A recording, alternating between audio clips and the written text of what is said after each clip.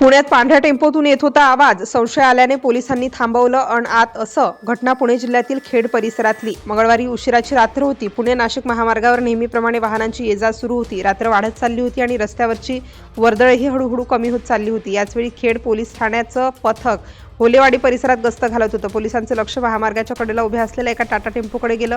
Tempo तिथे का उभा आहे याचं सुरुवातीला काहीच कारण दिसत नव्हतं. मात्र पोलिसांना काहीतरी संशयास्पद जाणवलं. त्यामुळे पथकाने गाडी थांबवली आणि सावधपणे त्या टेम्पोजवळ जाण्याचा निर्णय घेतला. पोलीस टेम्पोजवळ पोहोचले तेव्हा आतून काही हालचाल जाणवत होती. रात्रीच्या वेळी महामार्गाच्या कडेला अशा पद्धतीने टेम्पो उभा असणं आधीच संशयास्पद होतं. पोलिसांनी टेम्पोची पाहणी सुरू केली. आत कोण आहे, गाडी इथे का थांबवली याचा अंदाज घेण्याचा प्रयत्न सुरू झाला.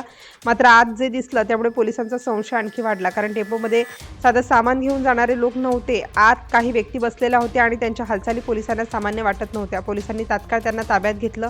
पण खरी धक्कादायक माहिती अजून समोर यायची बाकी होती. चौकशी सुरू झाली आणि पोलिसांनी टेम्पोची झडती घेण्यास सुरुवात केली.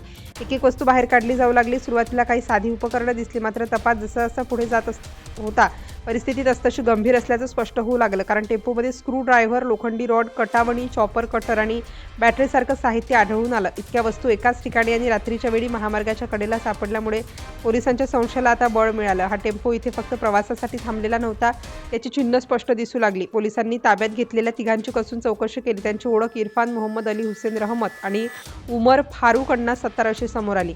तिघेही गुजरातमधील गोधरा येथील रहिवासी असल्याचं निष्पन्न झालं. सुरुवातीला त्यांनी पोलिसांना काही माहिती देण्याचा टाळण्याचा प्रयत्न केला.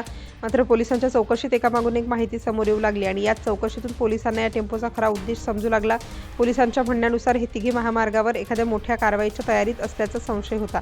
तपास जसा जसा पुढे गेला तसतशी या प्रकरणाची व्याप्ती वाढत गेली. चौकशीत 14 नोव्हेंबर रोजी शिक्रापूर परिसरातील कोंडीपुरी जवळ एका पेट्रोल पंपावर उभ्या असलेल्या ट्रकमधून 5 लाख रुपयांपेक्षा जास्त किमतीचा माल चोरी केल्याची माहिती समोर आली.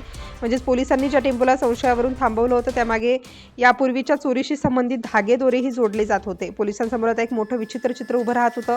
हा फक्त एक संशयास्पद टेम्पो नव्हता, तर महामार्गावर फिरणारा एका टोळीचा तपास असल्याचं समोर येत होतं. पोलिसांच्या माहितीनुसार ही टोळी महाराष्ट्र आणि गुजरातमधील महामार्गावर लक्ष ठेवत होती.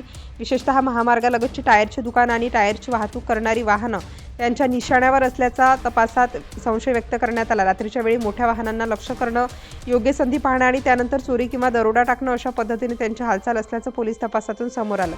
त्यामुळे पोलिसांना आता आणखी एक प्रश्न पडला होता, या टोळीने याआधी नेमक्या किती ठिकाणी अशाच प्रकारे गुन्हे केले आहेत. पोलिसांनी या तिघांची गुन्हेगारी पार्श्वभूमी तपासायला सुरुवात केली. त्यानंतर आणखी धक्कादायक माहिती समोर आली.